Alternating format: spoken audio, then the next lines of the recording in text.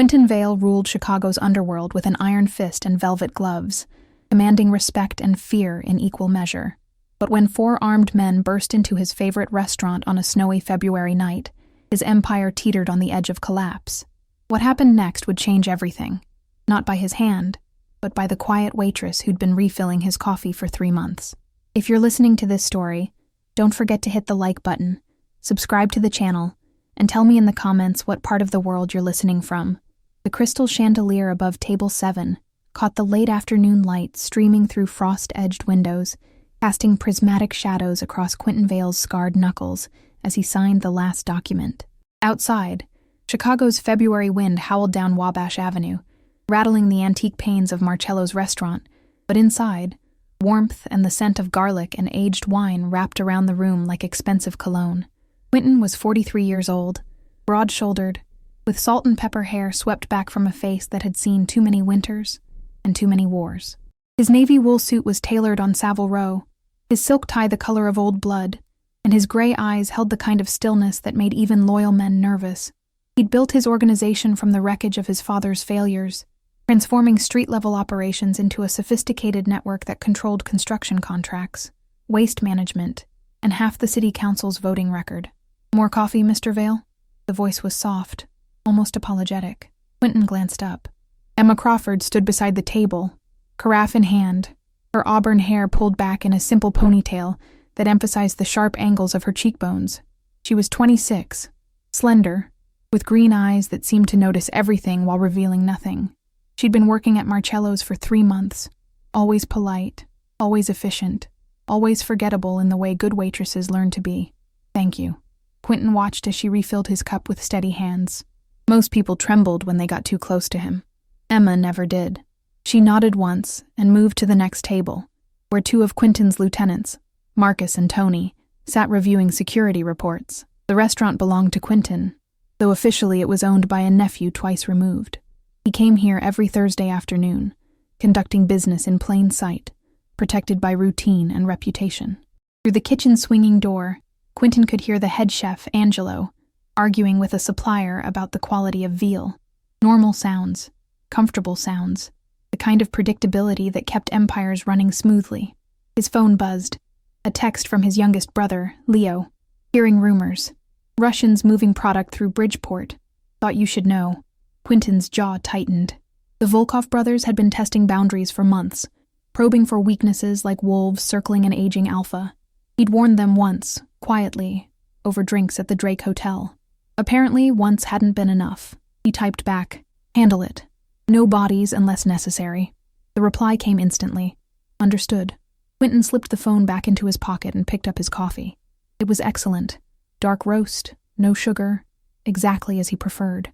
Emma had learned his order within a week, never needing to be told twice.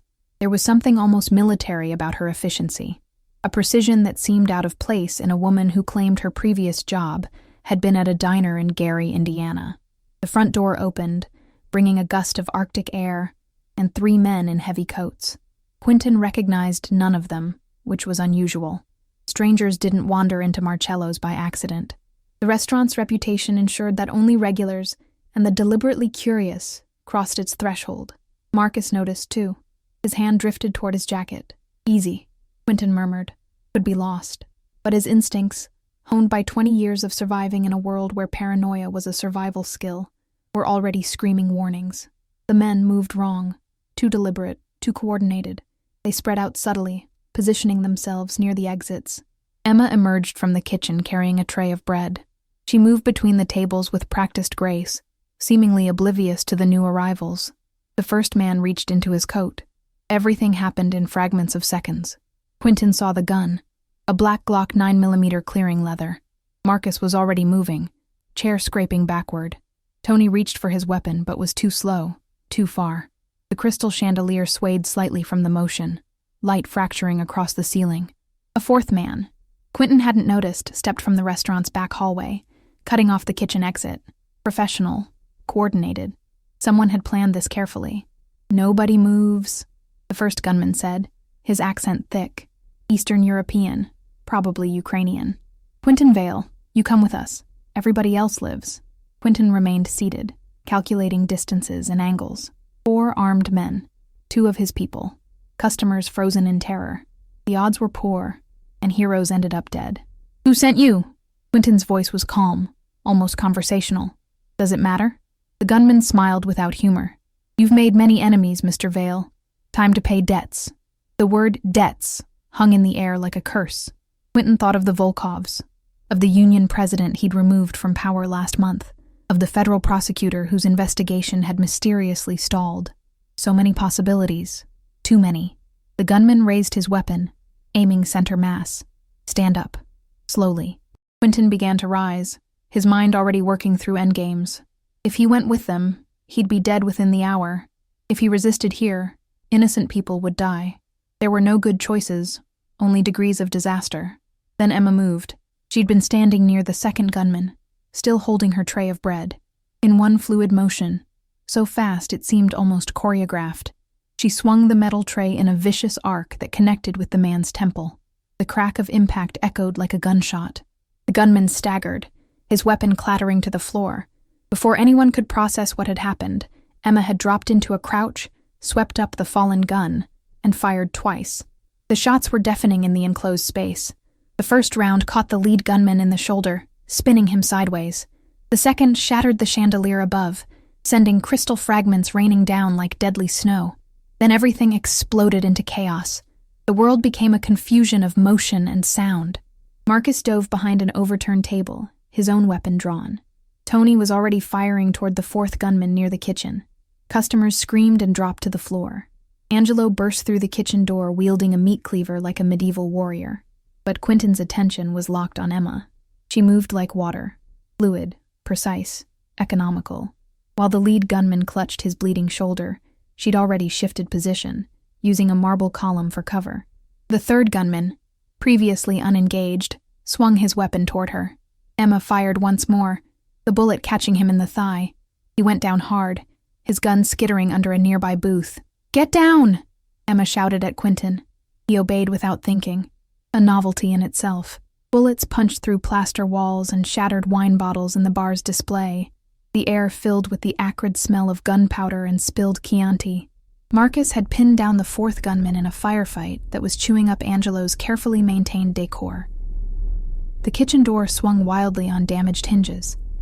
Somewhere, a fire alarm began wailing. Emma advanced on the lead gunman with professional efficiency. He was trying to bring his weapon up, despite his wounded shoulder. She kicked it from his grip, a perfect disarm technique, and drove her knee into his face. He collapsed like a marionette with cut strings. The 2nd gunman, the one she'd hit with the tray, was struggling to rise. Emma was on him instantly, wrenching his arm behind his back with a joint lock that made him howl. "Don't move," she said quietly. The gun pressed against his spine. The entire engagement had lasted perhaps 40 seconds. Marcus finished his opponent with 2 controlled shots. The man went down and didn't rise. Tony was already checking the exits, ensuring no additional threats materialized. Angelo stood in the kitchen doorway, cleaver raised, looking both terrified and disappointed. He hadn't gotten to use it. Silence fell like a curtain, broken only by groaning injured men and the persistent fire alarm. Quentin stood slowly, his eyes fixed on Emma. She was breathing hard but steady, her face flushed, the gun held with unmistakable familiarity. This was not a waitress from Gary, Indiana. This was someone with training, serious, professional training. "Who are you?" Quentin asked. Emma met his gaze. For a moment, something flickered in those green eyes. Regret, perhaps, or resignation. That's complicated. Uncomplicated. Before she could respond, sirens wailed in the distance. Chicago Police Department, responding to reports of shots fired. Quentin had friends in CPD, but this scene would require careful management. Marcus moved to Quentin's side. "Boss, we need to move these bodies before—" "No." Quentin's voice was firm. "We're cooperating fully. Self-defense. Multiple witnesses." He looked at Emma. "Starting with our hero Waitress." Emma's expression tightened. She lowered the gun carefully, engaging the safety with practiced ease before setting it on a nearby table. "Mr. Vale, I need to explain. Later. Right now, we have approximately 3 minutes before this place becomes a crime scene." Quentin pulled out his phone and dialed his lawyer, a woman named Judith Brennan, who charged $400 per hour and earned every penny. "Judith, it's Quentin. I need you at Marcello's immediately. Attempted kidnapping. 4 assailants. All neutralized. We're cooperating with police." Judith's voice was crisp and unsurprised. "Don't say anything until I arrive. Not to anyone. Are you injured?" "No." "Any civilian casualties?" Quentin surveyed the restaurant. Terrified patrons were beginning to emerge from beneath tables, but everyone appeared unharmed. "None." "Good. 15 minutes." She disconnected. The lead gunman, despite his shoulder wound, was conscious and cursing in Ukrainian. Marcus zip-tied his hands with practiced efficiency, while Tony did the same to the others who were still breathing. The man Emma had shot in the thigh was loudest, his complaints echoing off bullet-scarred walls. Emma stood apart, her arms wrapped around herself. The transformation was startling. The controlled operative who'd just taken down armed men had been replaced by a young woman who looked shaken and lost. But Quentin had seen the truth. You couldn't fake that kind of skill. "Emma," he approached her carefully, keeping his voice gentle. "You saved my life. Whatever else is true, that matters." She looked up, and he saw tears threatening at the corners of her eyes. "I didn't want this. I was just supposed to watch, report, nothing more." "Report to whom?" Before she could answer, the first patrol car arrived, lights painting the restaurant's interior in alternating blue and red. 2 officers entered cautiously, weapons drawn, taking in the scene with wide eyes. "Chicago PD, everyone show me your hands." Quentin raised his palms slowly. "I'm Quentin Vale. This is my restaurant. Those 4 men attempted to kidnap me at gunpoint. We defended ourselves. My attorney is en route." The older officer, a sergeant with graying temples named Patterson, recognized Quentin immediately. His expression became carefully neutral. "Mr. Vale, anyone need medical attention?" "The assailants do. My people and customers are unharmed." Patterson spoke into his radio, calling for ambulances and backup. Within minutes, Marcello's was flooded with first responders. Paramedics worked on the wounded gunman while detectives from the Major Crimes Unit began documenting the scene. Quentin was separated from Emma, placed in different areas for preliminary statements. He watched as a young detective interviewed her, saw her responses, measured, careful, revealing nothing beyond the immediate facts. She'd identified herself as Emma Crawford, age 26, employed at Marcello's for 3 months, previously working in Gary. She'd acted on instinct when she saw the guns. Yes, her father had been military. She'd learned some defensive skills growing up. Just luck, really, that she'd been able to help. It was a masterful performance. Enough truth to be credible.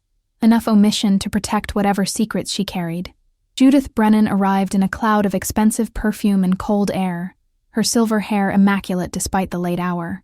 She spent 5 minutes with Quentin, establishing the narrative, then moved to coordinate with the detectives. Attempted kidnapping. Clear self-defense. Multiple witnesses. By midnight, everyone would be released pending further investigation. But Quentin knew the real questions were just beginning. Who had sent the gunmen? The lead assailant's Ukrainian accent suggested the Volkovs, but professional hits required planning. Someone had betrayed his schedule, his security, his routines. And Emma, what was her real purpose? She'd said she was just supposed to watch and report. That meant intelligence gathering. But for whom? Federal agencies? Rival organizations? The possibilities tangled like fishing line. As dawn approached and the crime scene investigators finally finished their work, Quentin found himself standing outside Marcello's, watching the city wake up. Snow had begun falling again, soft flakes melting on his shoulders. Emma emerged from a patrol car where she'd been giving her formal statement. She looked exhausted, her waitress uniform torn at the shoulder, a bruise forming on her left cheek. She saw Quentin and hesitated, clearly uncertain whether to approach. He made the decision for her. "Get in my car. We need to talk." "Mr. Vale, I don't think—" "That wasn't a request, Emma. Or whatever your real name is." She flinched but nodded. They walked to Quentin's black Mercedes, parked in the alley behind the restaurant. Marcus, ever vigilant, stood nearby with 2 other guards. Inside the vehicle, separated from the world by tinted windows and falling snow, Quentin finally asked the question that mattered most. "Who do you work for?" Emma was silent for a long moment, her hands clasped in her lap. When she spoke, her voice was barely above a whisper. "The FBI." The revelation hung between them like a blade. Quentin felt his chest tighten, not with fear, but with the bitter recognition of betrayal. The FBI. Of course. He'd suspected federal surveillance for months, ever since the grand jury had been convened to investigate his construction contracts. How long? His voice was cold now, stripped of the warmth he'd shown her earlier. 6 months total. 3 here at the restaurant. Emma's hands twisted together. They recruited me from Quantico. I was training to be a field agent. This was supposed to be simple surveillance. Document your associates, your routines, identify any federal crimes. Nothing more. And what did you find? She met his eyes. Honestly, less than they hoped. You're careful, Mr. Vale. Everything legitimate on the surface. No drug trade, no human trafficking, no overt violence. Just business. Just business, Quentin repeated, a harsh laugh escaping. I'm a businessman, Special Agent Crawford. Waste management is a lucrative field. I know what you are. Her voice firmed. I've read the files. The union president who disappeared. The councilman whose daughter's kidnapping was mysteriously solved. The construction bids that always seem to favor your companies. You're not clean, Mr. Vale. But you're not what they expected either. Quentin turned away, watching snowflakes obscure the city beyond the windshield.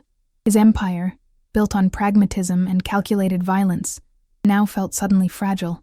The FBI had placed an agent in his favorite restaurant, close enough to poison his coffee or plant listening devices in his booth, yet she'd saved his life instead. Why did you intervene? He asked. Your mission was surveillance. You could have let them take me, would have solved your agency's problem neatly. Because they were going to kill you. Emma's voice cracked slightly. I heard them talking beforehand when they came in. I was near the kitchen, refilling water pitchers. They spoke in Ukrainian, assuming no one understood. But I minored in Eastern European languages at college. They were sent by the Volkov organization, hired to eliminate you as a message to anyone else thinking of expanding into their territories. And you cared because my job is law enforcement, not execution. She turned to face him fully. I joined the FBI to put criminals away through courts and evidence, not watch them be murdered in restaurants. Whatever else you are, Mr. Vale, you deserved due process. It was noble, in its way. Naive, perhaps, but noble. Quentin found himself reassessing this young woman who'd infiltrated his life so completely. What happens now? He asked. You blow your cover. Your superiors will pull you. They already have. Emma smiled sadly. Got the call 30 minutes ago. I'm to report to the field office at 8 a.m. Debriefing, reassignment, probable disciplinary review for compromising an active investigation. Will they come after me harder now? Probably. But without me inside, they'll need to rebuild their intelligence network from scratch. That takes time. She paused. Mr. Vale, there's something else. Something I discovered last week that I hadn't reported yet. Quentin's attention sharpened. Go on. Someone in your organization is feeding information to the Volkovs. That's how they knew you'd be at Marcello's today. That's how they knew your security patterns. Emma pulled a folded paper from her pocket, a napkin with handwritten notes. I saw Tony making a phone call 2 Thursdays ago. He stepped into the alley, thought no one was watching, but I was taking out trash. He was speaking Russian, and the name he mentioned was Viktor Volkov, Tony, his lieutenant for 7 years, a man he'd trusted with his life. The betrayal cut deeper than Emma's deception ever could. She'd been doing her job. Tony had been selling him out. You're certain? I recorded part of it on my phone.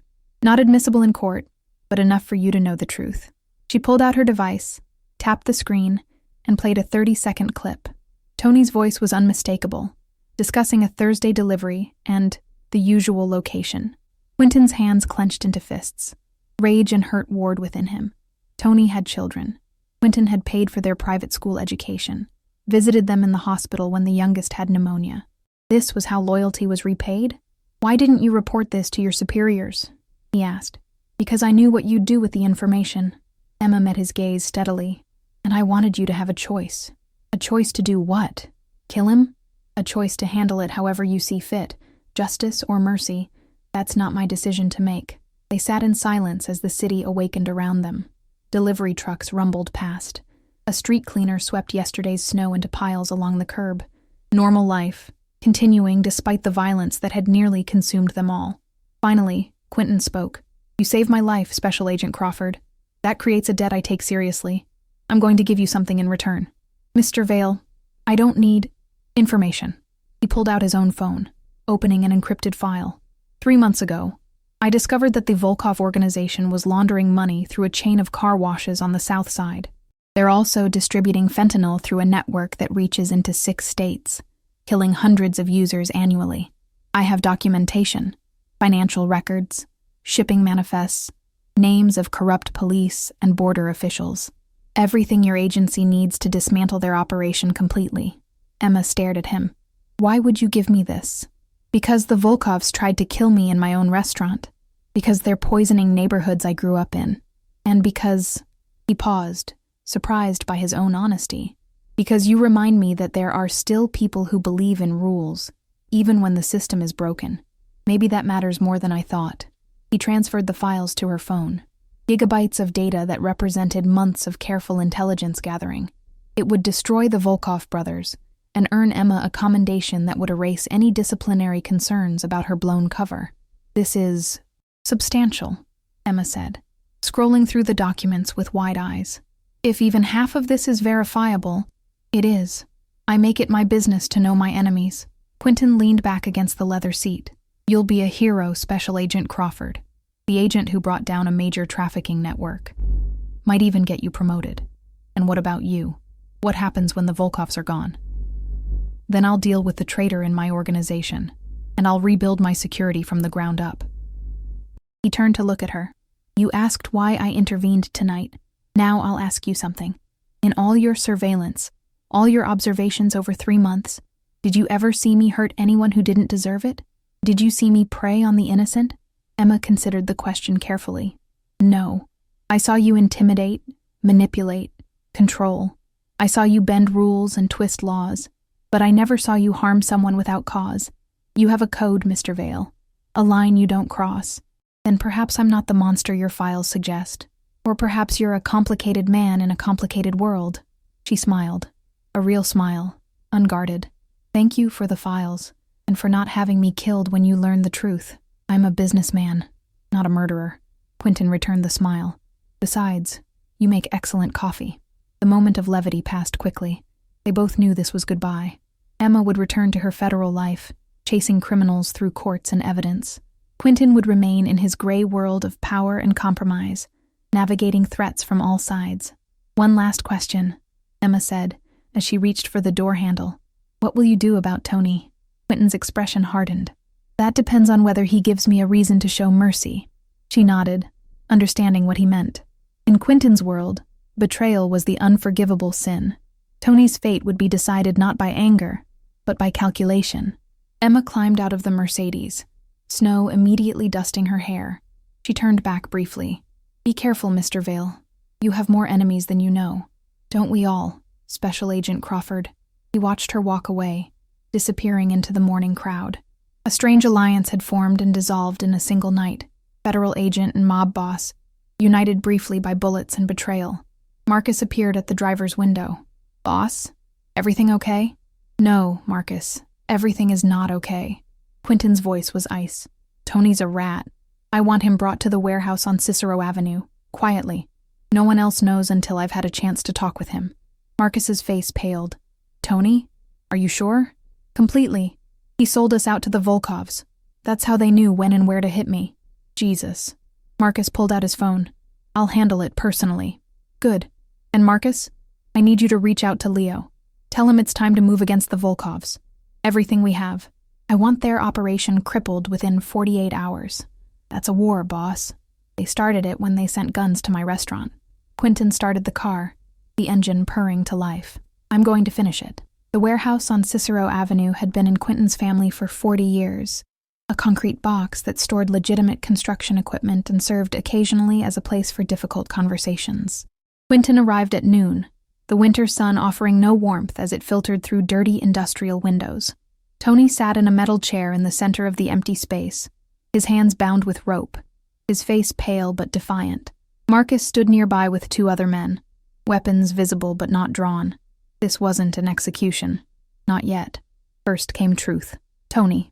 Quentin approached slowly, his footsteps echoing in the cavernous space. We've worked together for 7 years. I trusted you with my life. Mr. Vale. I don't know what you think. Don't. The word cracked like a whip. I have recordings of you speaking to Viktor Volkov. I have evidence of information you passed along. Schedules, security details, locations. You sold me to them, and yesterday they tried to collect. Tony's defiance crumbled. His shoulders sagged, and when he spoke his voice was barely audible. They have my daughter. The words struck Quentin like a physical blow. What? Sophia. She's 14. 2 months ago, she went to a party in Ukrainian village. Wrong place, wrong time. The Volkovs grabbed her, said if I didn't cooperate, they'd... He couldn't finish the sentence. Tears streamed down his face. What was I supposed to do?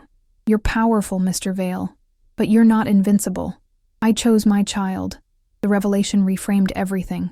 Not betrayal born of greed or ambition, but desperation. A father trying to save his daughter from monsters. Quentin felt his rage transmute into something more complex, understanding tinged with frustration. In Tony's position, what would he have done? The answer was obvious. Why didn't you come to me? Quentin's voice was softer now. Because they said if I told anyone she'd die immediately. They showed me pictures, Mr. Vale. Sophia in a basement somewhere, terrified. They were very clear about what would happen if I didn't cooperate. Marcus shifted uncomfortably. Boss, if the Volkovs have been holding her for 2 months, she might already be dead, Tony finished, his voice hollow. I know. Every day I expect to hear that they killed her anyway, that my betrayal meant nothing. But I had to try. I had to give her a chance. Quentin turned away, his mind racing through options and consequences. The Volkovs were strategic. They'd identified Tony's vulnerability and exploited it perfectly. Holding the daughter ensured cooperation and silence, creating a weapon that operated from within Quentin's own organization. Where are they keeping her? Quentin asked. Tony looked up, hope flickering in his eyes. A house in Bridgeport. I don't have an exact address, but it's near 31st and Halstead. I've driven past it twice. 3-story brick building, green door, bars on the basement windows. There are always 2 guards outside. How many inside? I don't know. Maybe 4 or 5 total? Quentin pulled out his phone and called Leo. His brother answered on the first ring. We have a complication with the Volkov situation, Quentin said. They're holding a 14-year-old girl hostage, Tony's daughter. I need you to assemble a team. We're extracting her before we move on anything else. Leo's response was immediate. That's risky. If we tip them off, we do it quietly. 6 men, experienced, in and out before they know what happened. Can you make it happen? Give me 3 hours. I'll have people in place. Quentin disconnected and turned back to Tony. If we get her out alive, you're still finished in my organization. You understand that? I can forgive the circumstances, but I can't trust you again. You'll take your family and leave Chicago. New city, new life. I'll provide money for the transition, but you're out. Tony nodded, tears flowing freely now. I understand. Mr. Vale, I never wanted... I know. But intentions don't change consequences. Quentin gestured to Marcus. Keep him here until we have the girl. If this goes wrong, we'll reassess. Marcus nodded grimly. Quentin left the warehouse and drove toward the south side, his thoughts churning. The Volkovs had escalated beyond business competition into outright war. Taking Tony's daughter wasn't just leverage. It was a declaration that no one in Quentin's orbit was safe. That couldn't stand. He met Leo at a coffee shop in Hyde Park, a neutral location where they could speak freely. His younger brother was 38, leaner than Quentin, but with the same gray eyes and air of controlled danger. Leo had been running street operations for a decade, turning their father's scattered criminal enterprises into something cohesive. Bridgeport is Volkov territory, Leo said, stirring sugar into black coffee. Going in there is asking for a fight. Then we fight. Quentin leaned forward. But first we get the girl. What's your plan? Leo spread a hand-drawn map on the table. The house Tony described matches this property. I sent a man to scout it an hour ago. 2 guards outside, as reported. Probably more inside, maybe 6 total. They're not expecting trouble. The girl's been there for weeks without incident. How do we approach? Fast and quiet. We hit just after dark when visibility's low.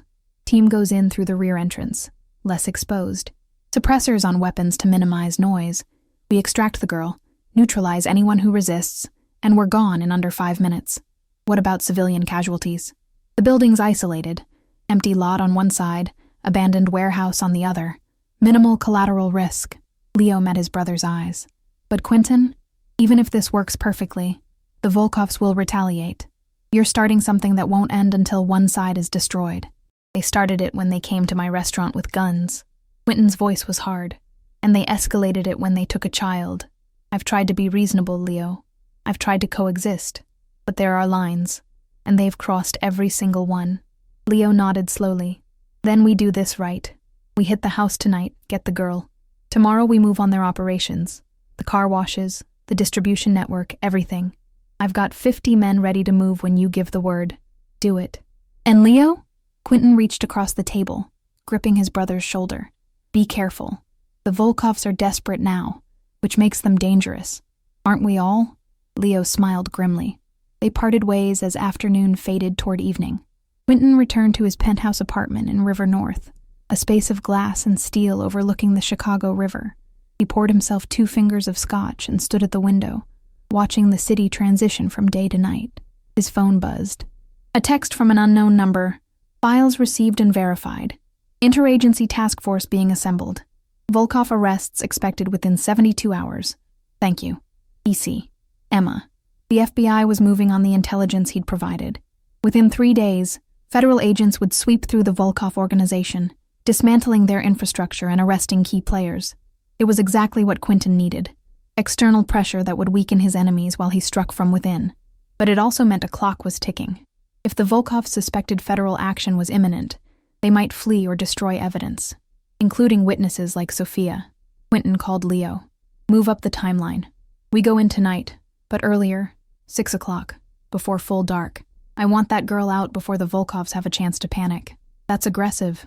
Less cover. It's necessary. The FBI is moving on them within 72 hours.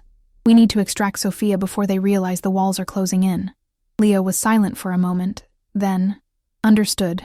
I'll reposition the team. 6 o'clock sharp. Quentin disconnected and finished his scotch. Outside, snow began falling again. Soft flakes that caught the city lights and turned them into something almost beautiful. He thought about Emma's question from the previous night. Did you ever see me harm anyone who didn't deserve it? Tonight, he would harm people. The Volkovs holding Sophia deserved everything coming to them. But their guards, their employees, many were just men working for dangerous bosses, not so different from Quentin's own people. Where was the line between justice and revenge? He'd stopped asking that question years ago, when his father had been killed by rival gangsters, and Quentin had taken over an empire built on violence. You didn't survive in this world by maintaining moral purity. You survived by being harder, smarter, more ruthless than your enemies. But Emma's presence in his life, brief as it was, had reminded him that lines existed, that choices mattered, that the man he became was determined not just by circumstances, but by decisions. Tonight, he would make a decision. At 5:45, Quentin's phone rang. Leo's voice was tense. We're in position. Team's ready. Waiting on your go. Green light, Quentin said. Bring her home. Leo's team moved like shadows through Bridgeport's industrial twilight. 6 men, all veterans of Chicago's street wars, equipped with suppressed pistols and body armor beneath winter coats. They approached the 3-story brick house from multiple angles, using the failing light and swirling snow for concealment.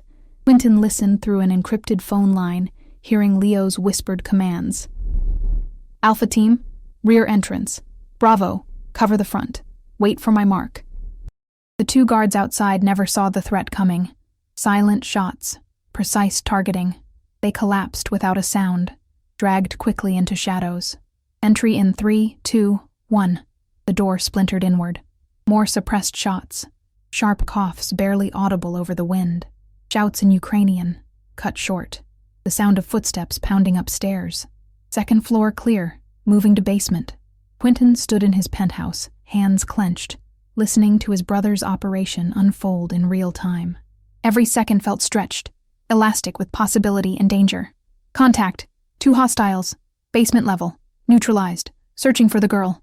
Silence. 10 seconds. 20. Then, we've got her. Sophia's alive. Repeat. Target is secured and alive. Extracting now. Quentin exhaled, relief flooding through him. Get her to the safe house in Pilsen. Medical team standing by. Copy that. We're moving. 5 minutes later, Leo's team was clear of Bridgeport, speeding through Southside streets with Sophia wrapped in blankets in the back seat of an SUV. The entire operation had taken 7 minutes from breach to extraction. Professional, Clean, but not without consequences. The Volkovs would discover the raid within hours. They would know Quentin was responsible, and they would respond with everything they had. Quentin made his next call. Marcus, activate all protocols. I want every property fortified, every person we care about under protection. As of right now, we're at war. Understood, boss. What about you? I'm staying at the penthouse. If they want me, they know where to find me. It was a calculated risk, making himself a target to draw the Volkovs into predictable responses. That's insane. They'll come with everything. Then we'll be ready. Quentin spent the next hour coordinating his forces.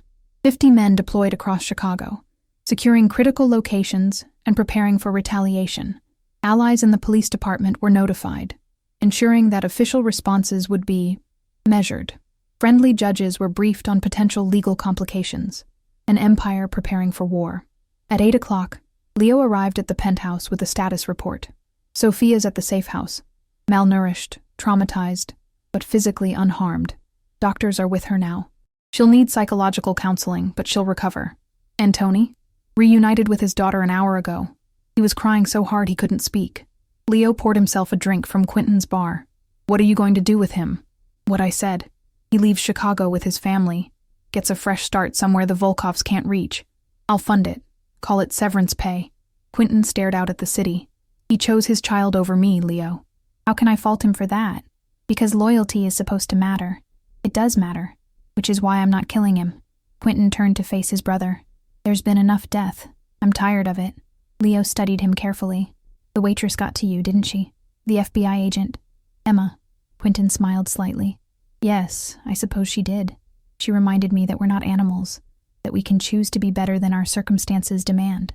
That's naive. Maybe. Or maybe it's the only thing that keeps us human. Quentin's phone buzzed. A message from an unknown number. He opened it and felt his blood turn to ice. The image showed Emma, bound to a chair in a dark room, her face bruised, terror in her eyes. The caption read, "You took something of ours. We took something of yours. 31st Street Pier, midnight. Come alone or she dies." Leo saw Quentin's expression change. What is it? Quentin showed him the phone. They have Emma. The FBI agent? How did they even... Leo's eyes widened. They must have been watching you. Saw you together after the restaurant shooting, which means they've known about her from the beginning. They let me believe she was safe, let the FBI pull her from surveillance, then grabbed her when she was vulnerable. Quentin checked the time. We have 4 hours. It's obviously a trap. They want you dead, Quentin. Emma's just bait. I know. So you're not actually considering... I'm going. Quentin's voice was final. She saved my life, Leo. I won't abandon her. Then we go in heavy. 20 men. Full tactical support. No. They said come alone. If I bring an army, they'll kill her before we get close. Quentin moved to his bedroom, opening a safe built into the wall. Inside were weapons. Pistols. Tactical knives. Body armor. He began preparing methodically. Leo followed, his face tight with frustration. This is suicide. Then I'll die well. Quentin strapped on a shoulder holster, checked the magazine of a Glock 19. But I'm betting the Volkovs want to gloat first. They'll want to make a show of it, demonstrate their power. That gives me an opening. An opening to do what? Survive long enough for you to arrive with reinforcements. Quentin met his brother's eyes. I'm not going in completely blind, Leo, but I need them to think I am. So here's the plan. I go to the pier at midnight, alone, as instructed. You position men at every exit point, 2 blocks out, far enough that the Volkovs won't spot them, close enough to move quickly when I need them. How will we know when? Quentin pulled a small device from the safe, a panic button disguised as a phone charm. This has a GPS tracker and silent alarm. When I trigger it, you come running. Until then, you wait. Leo took the device, examining it. This is insane. You know that, right? I've been insane since I took over this organization from our father. It's a job requirement. Quentin finished arming himself. 2 pistols, a knife strapped to his ankle, body armor beneath a black wool coat. Make sure Sophia and Tony get out of the city tonight. If I don't make it back, I want them safe. You'll make it back. You're too stubborn to die. But Leo's voice wavered slightly. The brothers embraced briefly, a rare moment of vulnerability between men who'd spent their lives projecting strength. Take care of the family, Quentin said quietly. You take care of yourself. Quentin left the penthouse at 11:30, driving his Mercedes through snowy streets toward the lakefront. The 31st Street Pier was a desolate stretch of concrete jutting into Lake Michigan, used primarily by fishermen in summer and abandoned in winter. At midnight in February, it would be freezing, isolated, perfect for an execution. The pier came into view, a dark tongue of land surrounded by black water and ice. A single vehicle was parked at its entrance, a black van with tinted windows. Quentin pulled up beside it and cut his engine. For a moment, he sat in silence, gathering his thoughts. Emma was in there, terrified and hurt, because she'd gotten involved in his war. A federal agent who'd shown mercy when she could have shown indifference. He wouldn't abandon her, whatever the cost. Quentin stepped out into the frigid wind, his breath fogging in the air. The van's rear doors opened. 5 men emerged, all armed, all wearing the cold expressions of professional killers.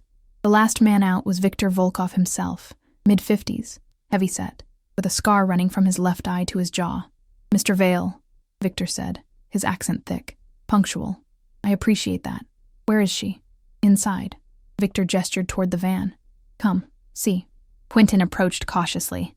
Through the van's open doors, he could see Emma bound to a metal chair, exactly as in the photo. She was conscious, her eyes meeting his with a mixture of fear and defiance. "Let her go," Quentin said. "Your fight is with me, not her. But she is useful leverage, no?" Viktor smiled coldly. "You took something precious from me. Sophia, the little bird who sang so sweetly about your movements. Now I take something precious from you. She's not precious to me. She's an FBI agent who infiltrated my organization. If anything, you're doing me a favor." Viktor's smile widened. "You lie poorly, Mr. Vale. I saw you together outside your restaurant. I saw how you looked at her. You care, and that makes her valuable." He was right, of course. In the brief time since Emma had exploded into his life, she'd become something more than an adversary. She'd become a mirror, reflecting the man Quentin could have been under different circumstances. "What do you want?" Quentin asked. "Your empire, your territory, your complete submission." Viktor spread his hands. "You have expanded too far, taken too much. The South Side belongs to my family. You will withdraw all operations, surrender your properties, and disappear. Do this, and the girl lives. Refuse, and I kill her in front of you, then hunt down everyone you've ever cared about. That's not a negotiation. That's a surrender." "Yes, exactly." Viktor pulled out a pistol, pressing it to Emma's temple. "You have 10 seconds to decide. 10, 9, 8. Quentin's hand moved to his coat pocket, fingers closing around the panic button. 7, 6, 5. He triggered the alarm. 4, 3, wait. Quentin raised his hands. "You win. I'll surrender everything. Just let her go." Viktor paused, studying Quentin's face for signs of deception. "You agree too quickly. Because I'm not a fool. You have the leverage. I have no choice." "Then kneel." It was a humiliation tactic, designed to break his spirit. Quentin lowered himself to the frozen concrete, the cold seeping through his pants. Around him, Viktor's men moved into position, weapons trained on his head. "This is how empires end," Viktor said softly. "Not with fire, but with submission." He raised his pistol, aiming at Quentin's forehead. Then the world exploded into light and sound. Leo's team hit the pier from 3 directions simultaneously. 20 men with automatic weapons, moving with practiced coordination. Suppressing fire forced Viktor's guards to scatter. Flashbangs detonated, disorienting everyone. Quentin rolled sideways, pulling his own weapon and firing twice at Viktor. The first shot missed. Second caught Viktor in the chest, dropping him hard. Then Quentin was sprinting toward the van, where Emma remained bound and vulnerable. Bullets whipped past him. One of Viktor's men went down, then another. Leo's people were overwhelming the Volkov guards through superior numbers and positioning. Quentin reached the van and cut Emma's restraints with his knife. "Can you move?" "Yes." Her voice was hoarse but steady. He pulled her from the van as gunfire continued to echo across the pier. Leo appeared beside them, providing covering fire. "This way! Move!" They ran toward Leo's SUV parked 50 yards away. Behind them, the firefight was winding down. Viktor's men were either dead or fleeing into the night. They reached the vehicle and climbed inside. Leo hit the accelerator, tires spinning on ice before finding purchase. Within seconds, they were speeding away from the pier, leaving behind bodies and spent brass casings.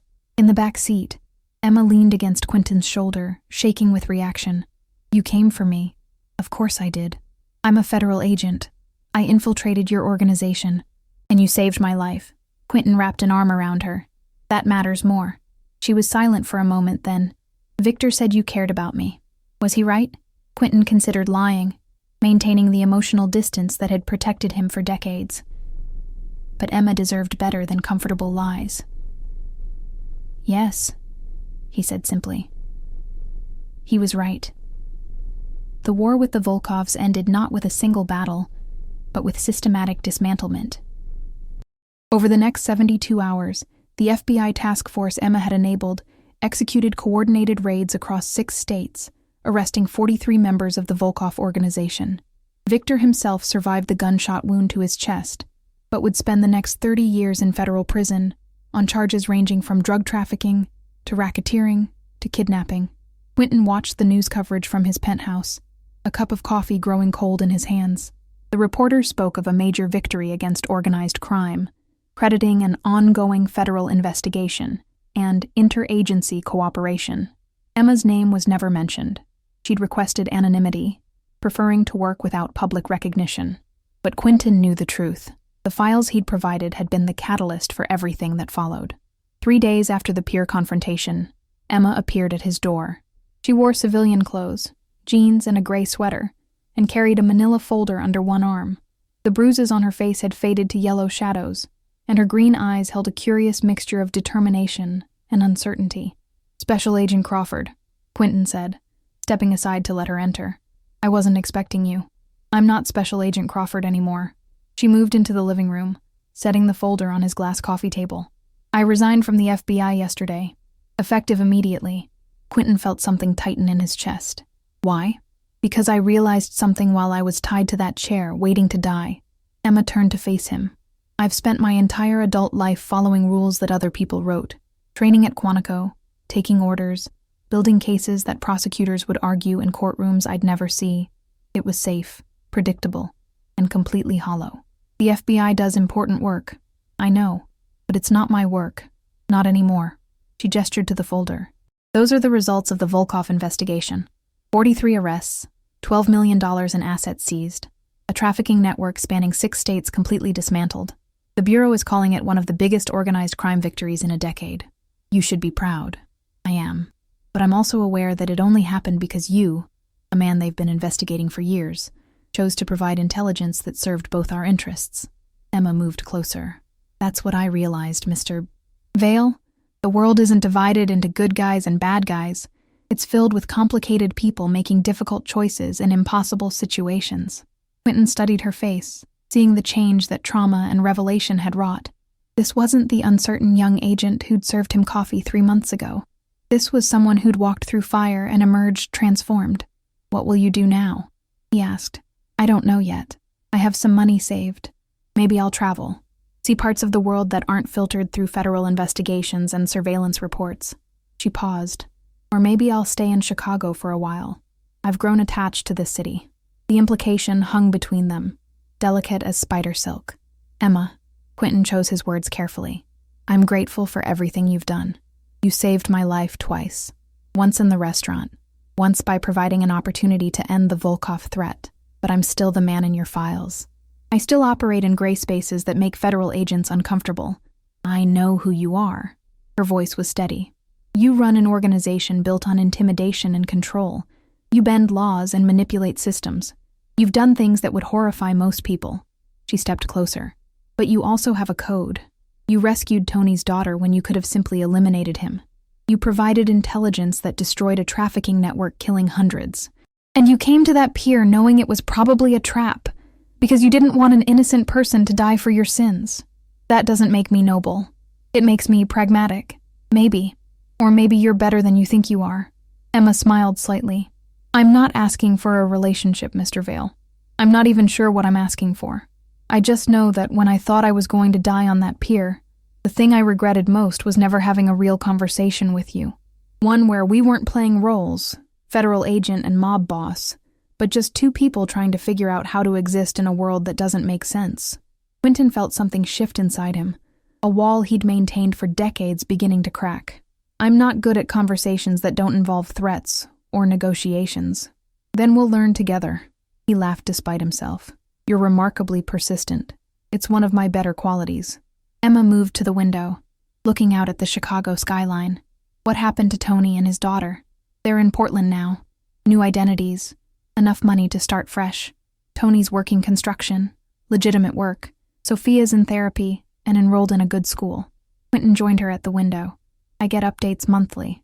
They're doing well. You could have killed him. I thought about it. But in the end, I couldn't fault a father for protecting his child. That's not betrayal. That's love. He turned to look at Emma. Your father was military. You mentioned that when the police interviewed you. Army Ranger, 2 tours in Afghanistan, 1 in Iraq. Emma's expression softened with memory. He taught me to shoot when I was 12. Said every woman should know how to protect herself. He died when I was 16. Heart attack. Completely unexpected. I joined the FBI partly to honor his service, his belief in something larger than himself. And now I think there are different ways to serve, different ways to make the world better. She met his eyes. What you did with the Volkov files, that saved lives. Hundreds of them, maybe thousands. The fentanyl pipeline alone was killing people every single day. You stopped it. I stopped it because they tried to kill me. My motives weren't altruistic. Does that matter? The result is the same. Families that won't lose children to overdoses. Neighborhoods that won't be destroyed by addiction. Emma's voice grew passionate. I spent 3 years at the FBI learning that justice is complicated. Sometimes the law isn't enough. Sometimes you need people willing to operate in those gray spaces, to make hard choices that courtrooms can't accommodate. That's a dangerous philosophy for an ex-federal agent. Maybe. But it's honest. She pulled something from her pocket. A business card. Blank except for a phone number. This is my new cell. If you ever want to have that conversation, the real one, without roles or pretenses, call me. Quentin took the card, feeling its weight. Such a small thing, representing such enormous possibility. I will, he said. Emma smiled, genuine and warm. Good. She moved toward the door, then paused. One more thing. There's someone at the FBI, Agent Marcus Chen in the Organized Crime Division, who's planning to reopen the investigation into your operations. He thinks there's enough evidence to bring RICO charges. Just thought you should know. Are you providing intelligence on your former colleagues? I'm providing information to someone I trust, about a threat he should be aware of. Emma's expression was unreadable. What you do with that information is your choice. She left before Quentin could respond, the door closing softly behind her. Quentin stood in his living room for a long time, turning the business card over in his fingers. Agent Marcus Chen. RICO charges. Another threat. Another battle in the endless war to maintain his empire. But for the first time in years, Quentin found himself questioning whether the empire was worth maintaining. He thought about Tony in Portland, working honest construction jobs and going home to his daughter every night. He thought about the hundreds of lives saved by dismantling the Volkov trafficking network. He thought about Emma, who'd walked away from a career built on certainty to embrace something undefined and risky. What if there was another way? Quentin picked up his phone and called Leo. I need you to come to the penthouse. We need to talk about the future. His brother arrived 30 minutes later, concern etched on his face. What's wrong? Nothing's wrong. Everything's changing. Quentin poured 2 glasses of scotch and handed one to Leo. I'm restructuring the organization, completely.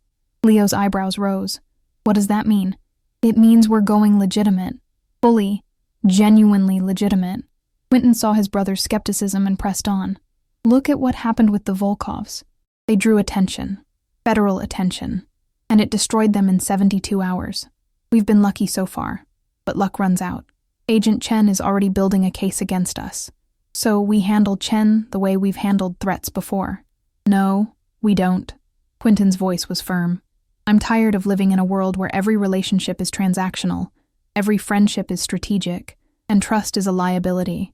The Volkovs took Tony's daughter because they knew he was vulnerable. How long before someone targets our families? Your kids, Leo. Are you willing to risk them? Leo was silent, swirling scotch in his glass. We have legitimate businesses, Quentin continued. Construction companies, waste management contracts, real estate holdings. They generate substantial revenue without requiring us to constantly look over our shoulders. We transition everything, clean up the questionable contracts, cut ties with criminal enterprises, become the businessmen we've been pretending to be. That's a fantasy. You can't just walk away from this life. I'm not walking away. I'm evolving. Quentin moved to his desk, pulling out a thick binder. I've been working on this for 3 months, since before the restaurant attack. Detailed plans for transitioning every aspect of our operations. It'll take 2 years, maybe 3, but it's possible.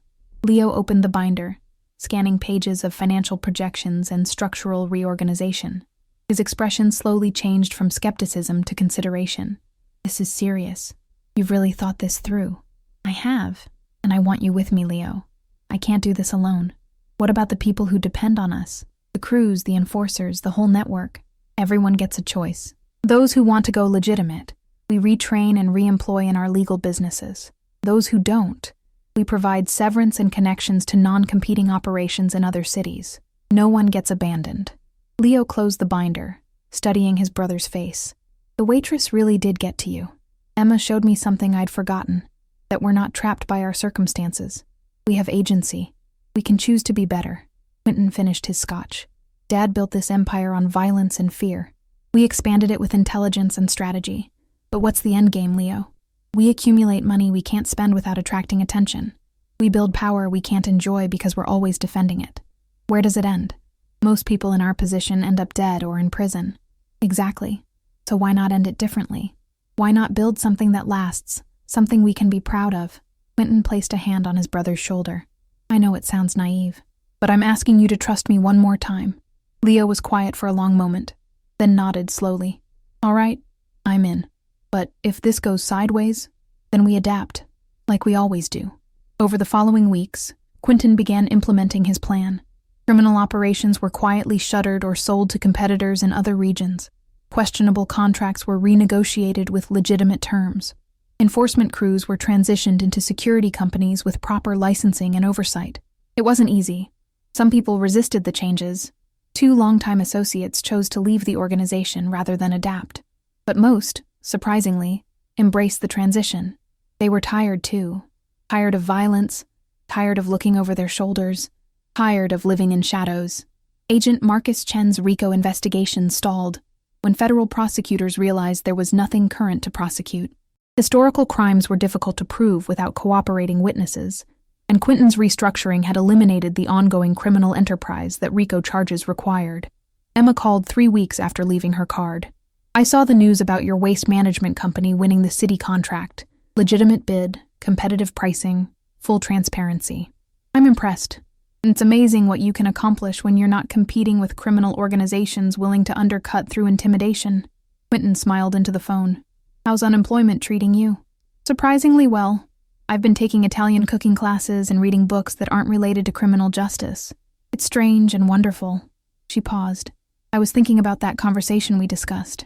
Are you free for dinner tomorrow? I am now. They met at a small restaurant in Lincoln Park, far from Quentin's usual haunts. No business associates, no security detail hovering nearby, no performance of power.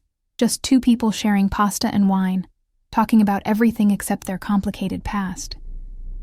Emma told him about her childhood in Virginia, her father's influence, her decision to join the FBI. Quentin talked about growing up in his father's shadow, the pressure to prove himself, the slow realization that violence wasn't strength, but weakness disguised. Do you regret it? Emma asked. The life you lived before? Quentin considered the question carefully. I regret some of the choices I made, people I hurt, lines I crossed, but I don't regret the journey because it brought me here, to this moment, this conversation, this possibility of something different. That's very philosophical for a former mob boss. Former is the key word, he smiled. I prefer reformed entrepreneur now. She laughed, and the sound was genuine and unguarded. They talked until the restaurant closed, then walked through snowy streets discussing favorite books and terrible movies and the peculiar beauty of Chicago winters. At her apartment door, Emma turned to face him. This was nice. Can we do it again? I'd like that very much. She kissed him, brief and sweet, then disappeared inside, leaving Quentin standing in the hallway with snow melting on his shoulders and something warm blooming in his chest. 6 months passed. Quentin's transformation continued, his criminal empire dissolving into legitimate business ventures that thrived without the complications of illegal operations. Profits were lower but sustainable, and for the first time in his adult life, he slept without a weapon within reach. Emma became a constant presence, not moving in, not rushing into definitions, but present in the way that mattered. She challenged him, called him on rationalizations, and refused to let him hide behind the walls he'd built over decades. Leo thrived in the new structure, discovering a talent for corporate negotiation that had been buried under years of street-level enforcement. His children visited the office without fear, knowing their father's work wouldn't someday destroy their family. Tony sent Christmas cards from Portland, including photos of Sophia smiling at her new school. The simple normalcy of it, a family rebuilding after trauma, reminded Quentin why he'd chosen this path. One evening in August, Quentin and Emma sat on his penthouse balcony watching the sun set over Lake Michigan.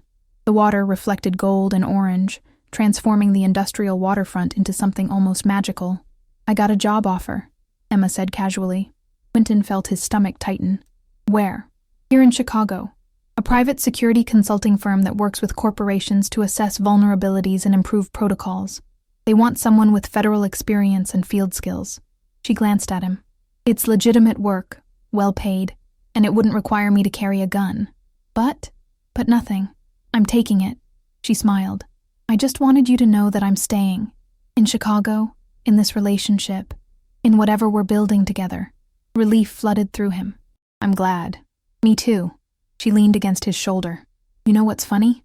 A year ago, I was an FBI agent building a case against you.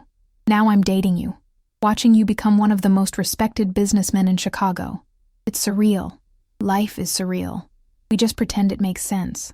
Quentin wrapped an arm around her. "But this, us, makes more sense than anything else I've done." They sat in comfortable silence as the city lights began flickering on, thousands of windows illuminating lives being lived in countless ways.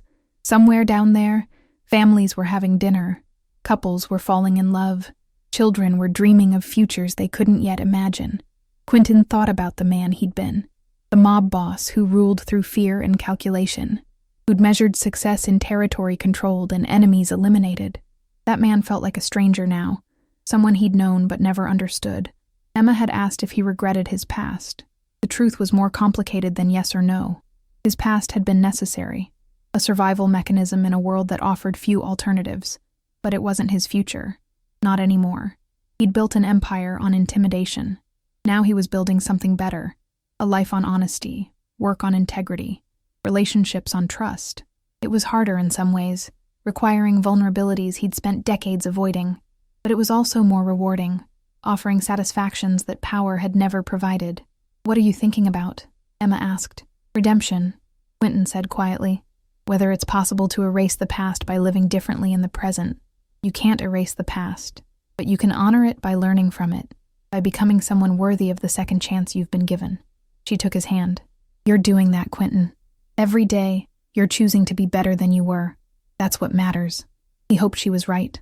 He hoped that the violence and compromises of his previous life could be balanced by the good he intended to do going forward.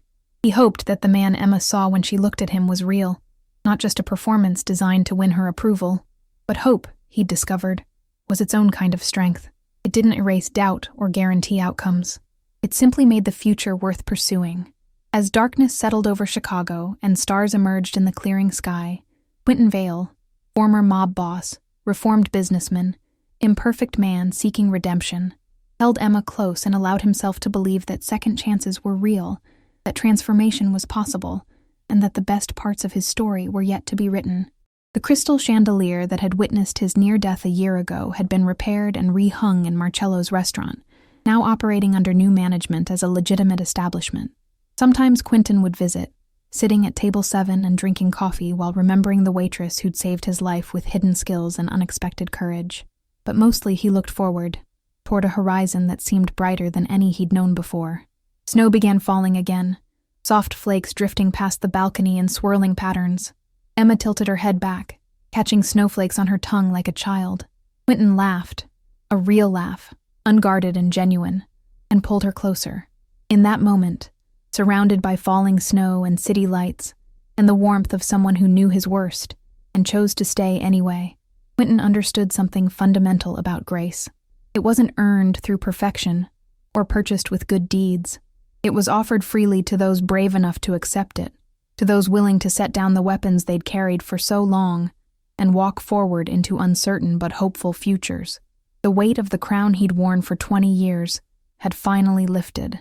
In its place was something lighter, simpler, infinitely more valuable, the quiet dignity of a man who'd chosen, at last, to come home to himself.